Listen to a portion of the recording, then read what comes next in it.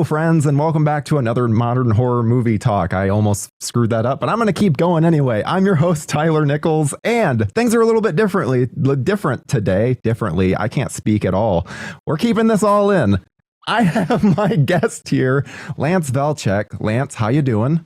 I'm doing very well, buddy. How you been? I am doing wonderful because it is the summer movie season, and as you guys can already tell by the little intro thing, we're getting into some summer movies, and we're getting into it right off the bat because just this past week, I probably should have been more prepared and done this last week because technically we kicked off on June 2nd with The Boogeyman, which actually we covered on the show this past Monday. I don't think you've seen it, but I really enjoyed it.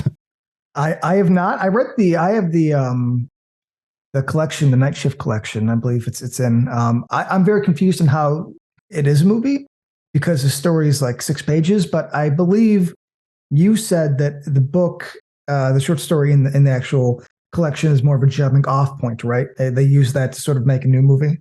From what I understand, this is just me, reading things from which, I mean, I'm sure I've read more about it than if I had just read the 4-page short story. I would then just know, but I've just picked pieces up from the random things that I've seen online. But yeah, from what I can tell, that's the case. But I would recommend it. It's fun. Okay, how?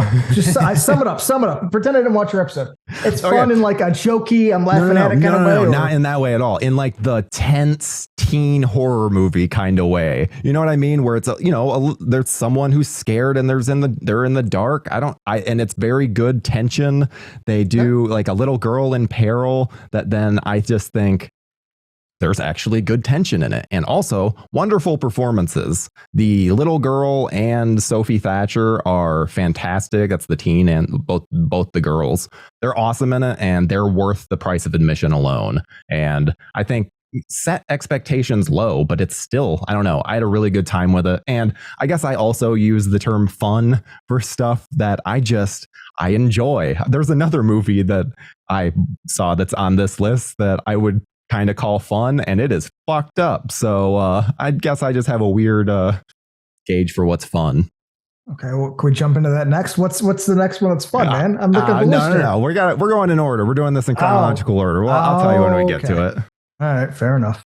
Next up is a movie that actually comes out tomorrow, The Angry Black Girl and Her Monster. And yes, I know it's a very title, but it's inspired by Frankenstein kind of story about a girl who is in the projects and everyone around her keeps dying. And so she has a obsession with trying to defeat death. And that's all I'll really say.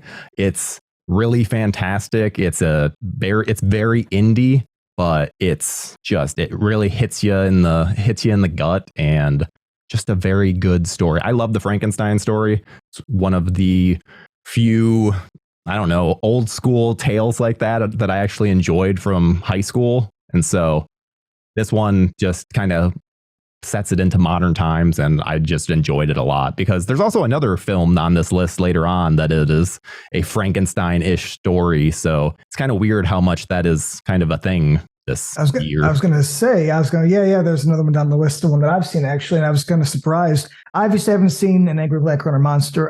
Trailer-wise, looks pretty good. Mm-hmm.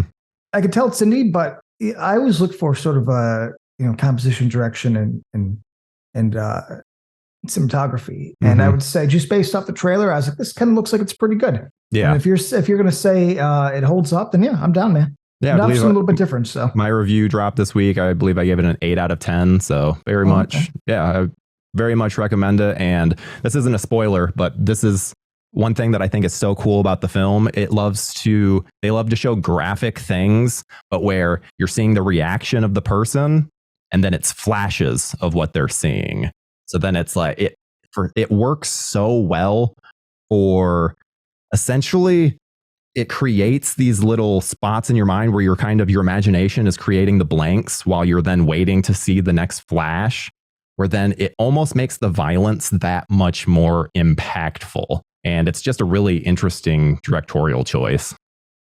Just for my wild imagination here, is this sort of like From Dusk Till Dawn when Clooney comes back in with the burgers. And then it has Quentin Tarantino like, oh, she tried to escape it. It's flashing real quick. You barely see it, but just enough to register, like that kind of flash. Yes, that kind of flashing, except it's not quite as like bombastic as that, because I think they even do zooms in that, or it's like a flash. It's very brief, and it's like still shots. It's usually a still shot on the reaction, still shot on whatever the violent image is. I don't know. It's one thing that I watched the movie a week ago, and it is still just spinning around in my head. Okay, cool. Yeah. And so next up is one that's quite a bit more, I don't know, lighthearted, I would say. June 16th, we've got The Blackening releasing to theaters. And it looks fine. I don't really have much of an opinion on these like horror comedies that are very much just trying for the comedy aspect, which this seems to be. Yeah, it's not my kind of movie. I could already tell. Maybe it'll be good if I see it on Shudder or some sort of service. But I got to be honest, my time is limited, so nothing about that kind of got me. It just seems goofy. I don't know. Yeah, I'm hoping like there's some stuff that I love a good horror comedy, but nothing about this has really stood out to me. So I've got tickets. I'm seeing it next week, so we'll see how it works out.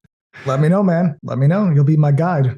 Next up is a film that I'm sure not even many people have heard of, because I don't see much of anything about this. I didn't even see it when I was looking up movies that are releasing this month, where then I had to then find and double check to make sure it's actually releasing. June 23rd is God is a Bullet. Now, this is a Nick Cassavetes film who... Like Nick Cassavetes did like The Notebook, and he does either really like sappy romantic stuff or kind of hardcore stuff, and this is of the hardcore variety. What else has he done that's hardcore? Because when I looked him up, The Notebook was one of the things that stood out that I knew. That's a Let's put you in the spot. Now, I'm sorry, but I'm just thinking like, is there something I should give this guy a chance with? Honestly, it's not anything. Alpha Dog. I know some people are a big fan of Alpha Dog.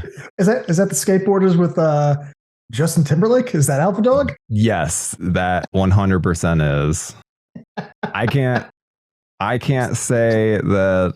I guess I like Nick Cassavetes more as an actor, like that Face Off scene, and I'm looking at his IMDb, and yeah, I guess I enjoy him more of it as an actor, but I will say, Alpha Dogs is not the home run I think you're hoping for. But let me just jump in and say that I had no idea until you told me about this.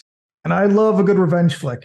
It looks a little cheesy, but it looks like it could be the right kind of cheese if it leans in. That's what I'm going to say. If this, like satanic cult kidnapping and a father, the guy from Game of Thrones, if this isn't played safe, I'm talking, I want hands blown off, chins ripped apart. I mean, if this gets into it, I think it could be really fun. Well, let me just tell you, because, surprise, surprise, I've seen this movie. And when I said earlier about a fun movie, something that I would call fun, even though it's really dark and fucked up, it'd be this film. Because as fucked up as it gets, it has all you're asking for and more. Okay, then I agree, because it looks like it'll walk that fun line. Like, gotta get my daughter back. And the guy obviously can't fake a... I mean, I think the guy's a good actor. I should just say this. I forget his name because it's a really hard. It's like Nicolau or something. But yes, he can't fake an American accent, because there's a movie I saw with him in the woods. He was really good in it as well, but his American accent falters. That's not to say he can't act. So I want to say that, regardless, you just sold me on it, because the one thing I wanted to know was that it didn't hold back. Hell yeah! July 7th, Insidious: The Red Door. And I really enjoy the Insidious movies. I'm excited that Patrick Wilson directed this film. Like, that's good for him. Yeah, that's incredible. I love that, because he's really just embraced the horror world. And so I love that now he's embracing it further, because I think the movie also looks really cool. Which one is this? You're not going to love me anyway, so I'll try to be nice. Is this 3, 4? I mean, how fucking 5? Hey, how about this? I love Patrick Wilson. I think the first time that I truly noticed him might have been Watchmen, though. He might have popped up before. There's always one movie that you go, oh, that guy. And ever since I've liked him. He just Hard Candy. I didn't like hard candy. Every guy would know what his dick looks like. So when she has a fucking monitor up and she's like, look what I'm doing to you. It's like, no, I know my dick back and forth. I know this thing so well. It's like, you can't put a picture of somebody's cock and be like, is that mine? No, I know it. Fucking flawed to begin with. I'm sorry. I think the first one had great sound design. I thought the demon looked cool. Yeah. And I think as projection, I mean, I've always I have an interest in Robert Monroe and the Institute. Mm-hmm. There's a lot of things I like.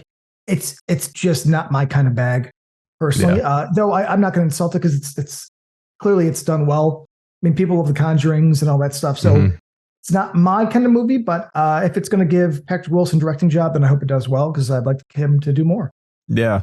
Well, and I think that too, because I've only ever seen the first two in the franchise. I actually shut off the third one and then never even tried out the fourth one, which I'm pretty sure I've heard the fourth one is the worst.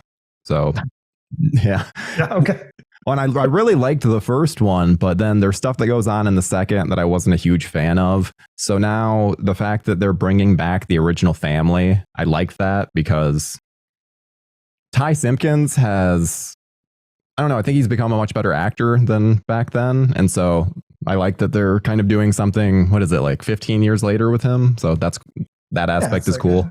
Continuation of the original family. And that has, what's her face in it too? The Rose Byrne. She's Australian, but she has a good American accent. Okay, yes. Cool. Yes. Well, I got to say this just because you said that. She is in this show on Apple Plus called Platonic with Seth Green. Her accent comes through so much and it bugs the shit out of me because I'm like, you're usually so good at this. What's going on? Yes, I was going to say, I pick up on accents really well. So the fact that, I remember thinking, you could always, my telltale sign is if somebody's really good, if their intonation ever changes, I'm like, oh man, your voice is like too cool. You must be foreign. That was like with her. But the fact that she loses it in a TV show surprises me. Yeah, I don't know. Maybe she's too comfortable with Seth Rogen. Yeah, just kind of half-assing it. Yeah. Good for her. Hey, take the money, man. Take the money. July 21st, Cobweb. And I just mentioned Seth Rogen. This is a Seth Rogen produced film with Lizzie Kaplan and Anthony Starr. There's not much out about this other than the fact that the kid, let's see, I believe that there is a small plot synopsis where it says a boy who hears voices in his head decides to unleash them on his abusive parents. So cool. Yeah, I'm totally down. I mean, Anthony Starr is such a good asshole on The Boys as Homelander. So get to see him as a abusive parent. I'm totally down. Let's do it. Yeah, I mean, I like the concept. There's no trailer, so I got to be honest, I don't have much. I'm the kind of guy that I don't make my mind up until I see the actual trailer. So as of now, color me interested. I've liked all of Seth Rogen's non-comedy stuff, the stuff that he's produced so much that I think that wins me over with it. It's mostly TV that he and his producing partner have done, but a writing partner.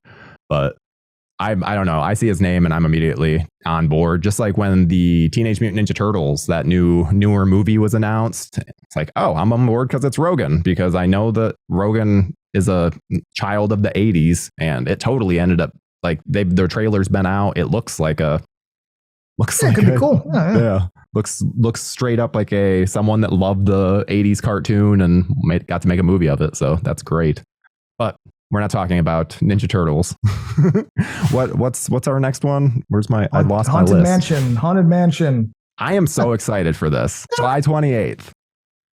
Come on. I worked in a movie theater when the original one came out with Eddie Murphy, and I never cared for that. It was awful. Bad. I remember I always had to do my walkthroughs, and I'd always like the same part of the movie. I'm like, here's the thing. I'm a fan of the ride. I'm a big Disney World guy, not Disneyland. Do it right. Don't give me some fucking half-assed, Linkin Park Zoo version. But I watched the trailer before this, and it's like, okay, they got the stretching room paintings. Madame Leota, little chair acts as like a doom buggy. They're hitting all the notes. I don't know if this is going to be a good movie or not. Realistically, it's going to be probably middle of the road. Yeah. But I think visually is what I care about. If it invokes the kind of vibe of that fun ride, I'm down. It's a kids movie, so you got to kind of taper your expectations. But why not, man? Give some kids some PG horror. I'm all about that. Yeah, I've been on the Haunted Mansion ride, I want to say 4 times in the last year because I've been to Disney twice. And because Haunted Mansion's my favorite ride. I love it so much. I love the staff that are on it that are kind of slightly mean and don't care. Yeah, like, I there's so much about that then when the first trailer released, I was like, oh, that looks just like the ride. And yes, the stretching and just looks fun. Yeah. Oh yeah, man. Yeah, I'm down. 100%. Let's see what they got. Yeah. And the same day on July 28th is a film that I had no idea about until seeing the trailer. And now I am 100% on board. Talk to Me. This is actually an A24 film. And that trailer just completely won me over. It's where they have this hand that you hold on to, that then you can contact the dead. And this girl recently lost her mom, and so she does that, but she does it with the caveat of wanting to try to contact her mom, yet other things come through. It looks, honestly, for A24, it's definitely lower on the list. It's not like top tier. It's not going to be, I don't think it's going to be nominated for anything, but so it looks cool. More teen. It seems more teen. Yeah, we'll see. We'll see. I don't really know who the directors are. It looks like the brothers. And they also, one of them wrote it. Yeah, we'll see. I don't know much about this. I think I saw the trailer once. I'm a little more cynical, so you tell me if it's good. Oh, I absolutely will, because trust me, they come out, that and Haunted Mansion comes out the same day. I guarantee you I'm going to have to do Talk to Me on the channel, because I don't think Haunted Mansion's going to have too many people caring about. But I don't know. I think it looks really cool, and I like that style of film. I always have, probably always will. Hey, rock it out, man. Rock it out. Next is one that I know you're not a fan of, and I am actually more down on this than the last time we have talked about it.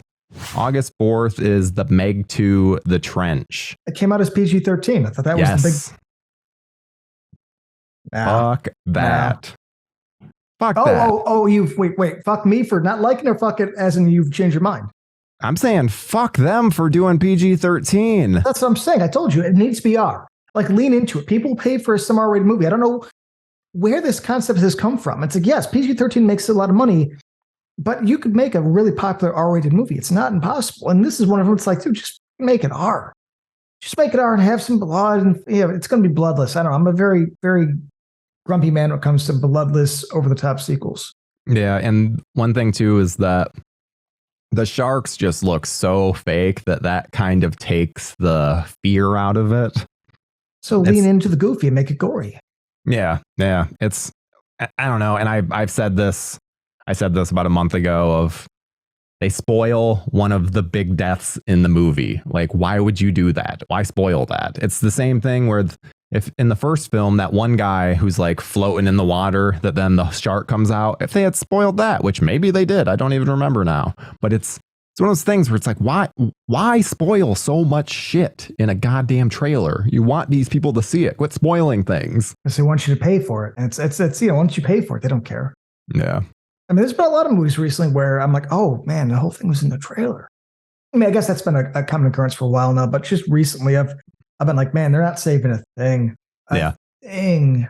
I often, when I get contacted by different publicists for a screener, if I watch the trailer, I watch probably the first 30 seconds of the trailer. Then it's just like, okay, yep, I know what kind of movie this is. Let's do it. So otherwise, I don't need to watch it and then potentially not like dislike the movie because I see something in the trailer that then when I watch it, I'm like, oh, well, I already knew that from the trailer. I want to give these films the best chance possible. And I think that sometimes these trailers give you unrealistic expectations. Yeah, I have a rule that if a trailer is actually getting me and I'm like, oh my God, this looks good, I immediately turn it off. Yep. Like half the time I'm just like, okay, cool, I'm done. Yeah. Right, see what happens. Yeah, I mean, the recently released Across the Spider-Verse, watched the first trailer, that was it. The Boogeyman, I watched the first trailer, that was it. I try to just, if I want to see the movie, I don't want to then have all of these moments spoiled for me, especially in a horror movie. So much of a horror movie is these wonderful moments that then it's like you're just waiting for them. You're like, oh, okay. But the next one we have doesn't even have a trailer because this is our only streaming release that we're talking about. And that's because I wanted to give this a little bit of a spotlight. Elevator Game. This is from Rebecca McKendry, who did Glorious, which I know you saw. I was a big fan of Glorious. It has probably one of my favorite twists of the year. And so it was on my top 10 of 2022. I think it was on yours as well. Yes, it was. It was a beautiful little movie. Fantastically weird, comical, dark. Everything about that. Indie and but we love Shudder. We both agree. Yes. Shudder is the future of horror, and I will always support them. They brought back Joe Bob. Yeah. Thank you for your service.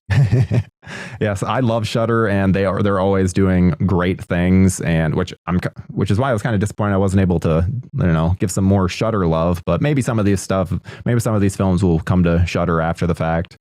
But I want to just say the brief synopsis of this film, since there's not much out about this yet, because that's kind of what happens with a lot of Shudder films. They kind of go under the radar until just before release.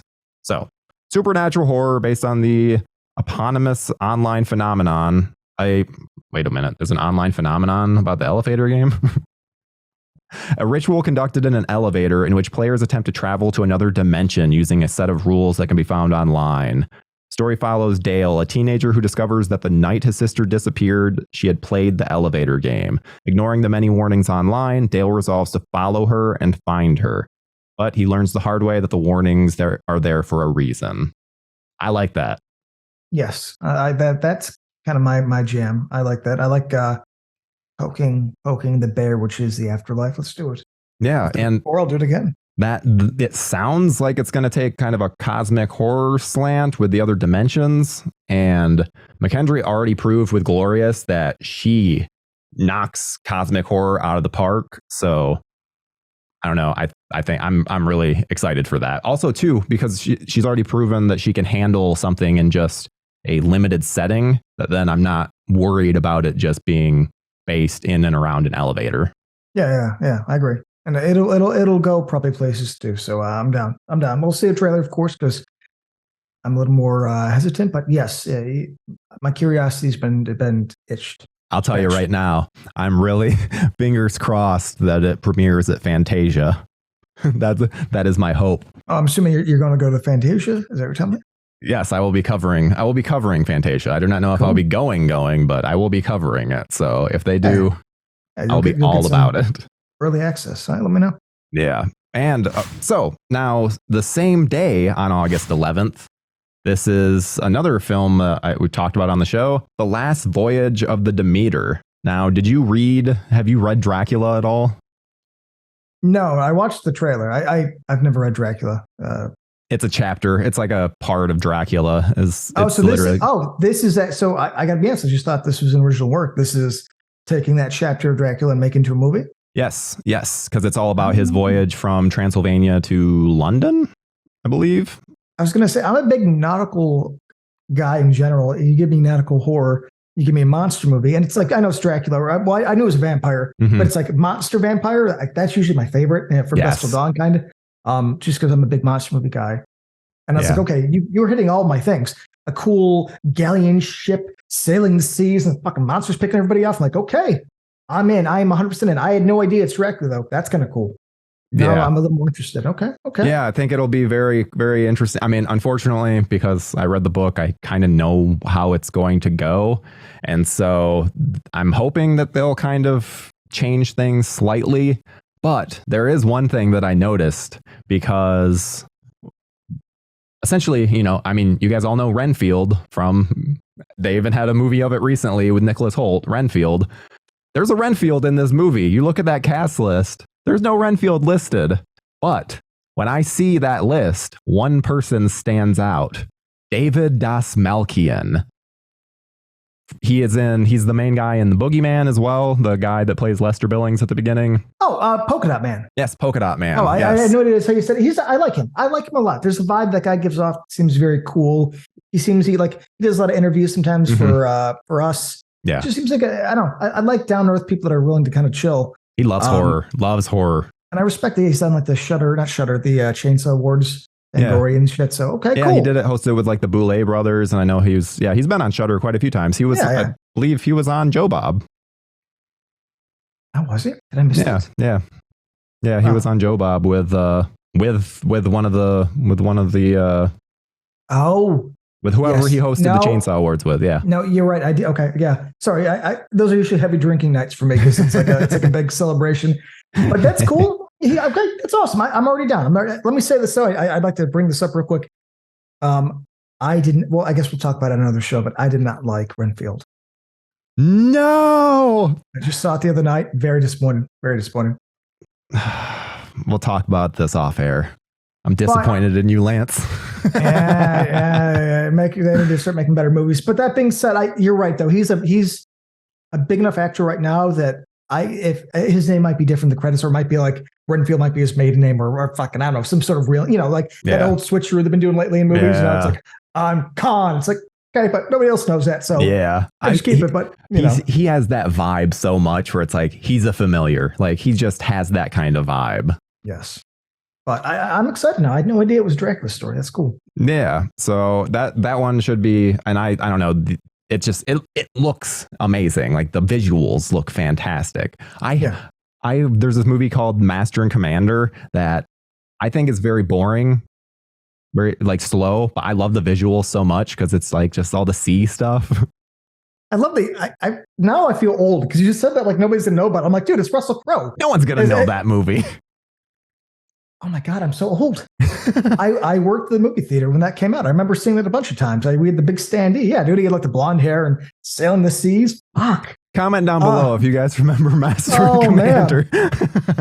Is this how it happens? You just start aging out of things and you assume people know about it? Yeah, fair enough.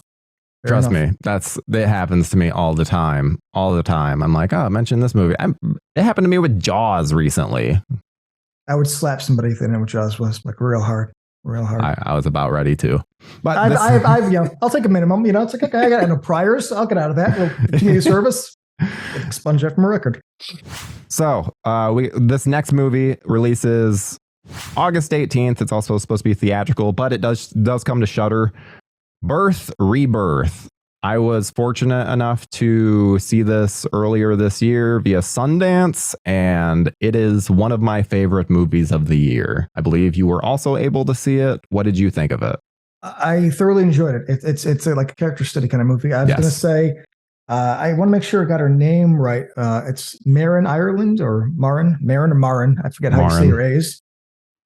Is absolutely her movie. She owns it. It's her the entire way.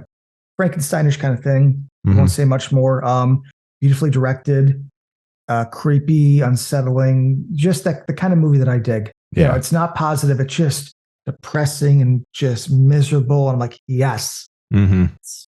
It's fantastic. And I also loved that Marin Ireland. But for me, Judy Reyes was the one that I was just blown away with in this because I grew up with Scrubs.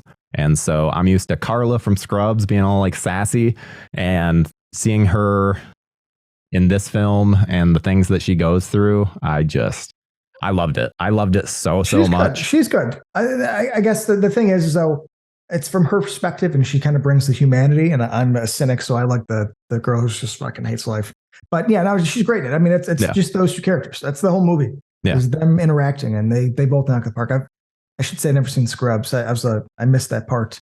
Of, what? I think I was maybe my first or second apartment. It's just, I don't know. Yeah. So I have several family members and friends that are in the medical field. All of them say that Scrubs is the most realistic.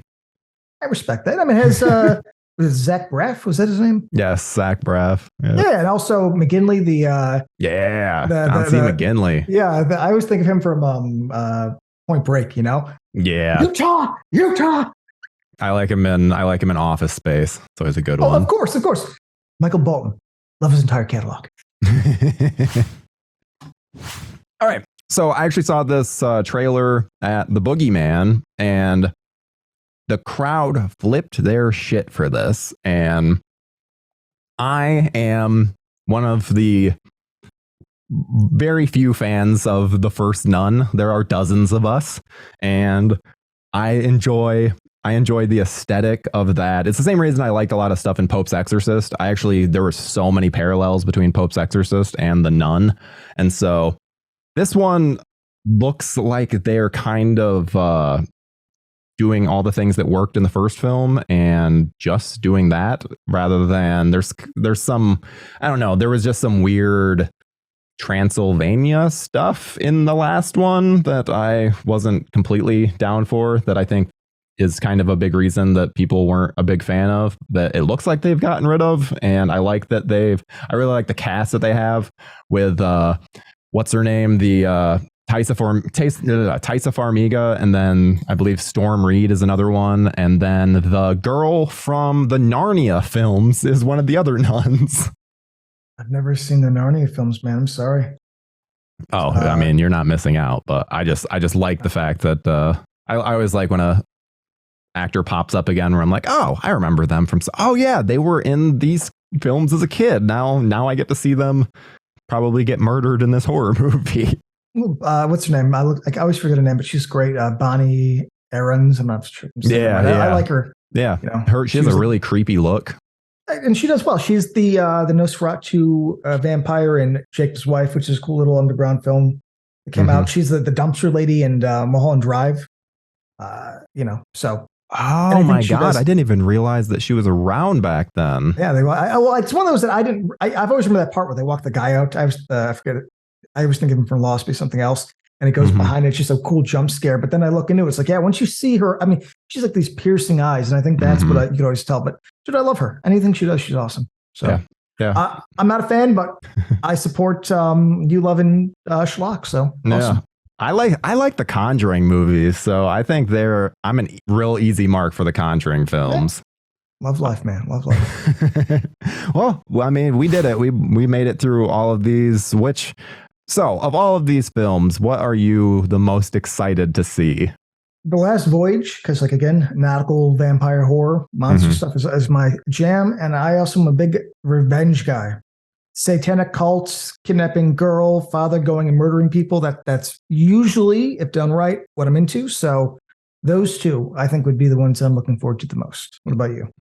If you like 8mm, I think that God is a Bullet will be. I thoroughly enjoyed 8mm. Nice. It's been a while, but I remember thinking, what's his face? I can't think of that director, but he always gets a bad rap, and he's actually a really good director, and I feel bad for him because people are idiots. Schumacher?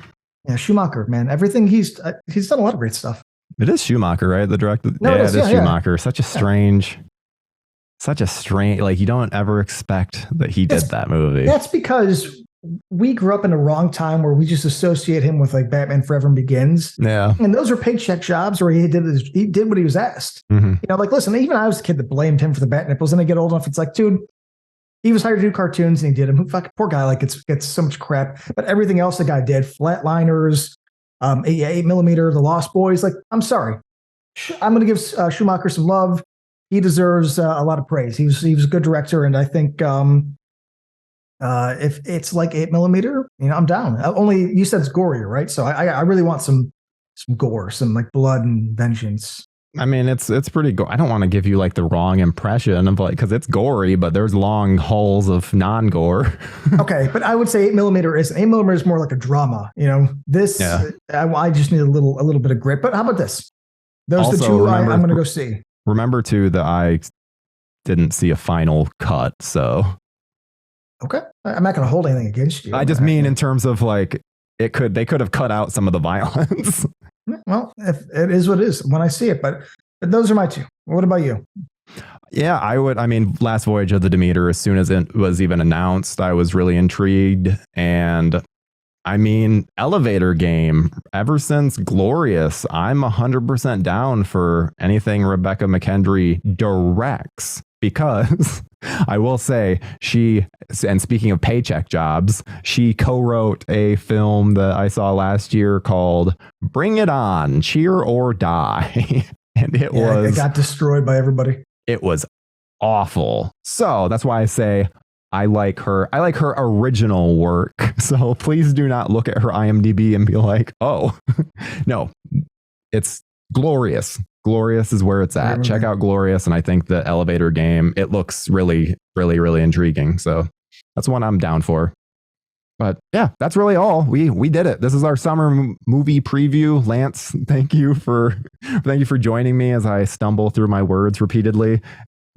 I'm glad somebody like you is rocking out, man, because I've reached an age where I'm just a little too cynical, so I don't see everything. So this is fun for me. I'm learning more about what's going on. So yeah, man, anytime. Have me on to just sit here and make fun of things. I don't know. You're like, I don't know what this is. Sure, this looks fine.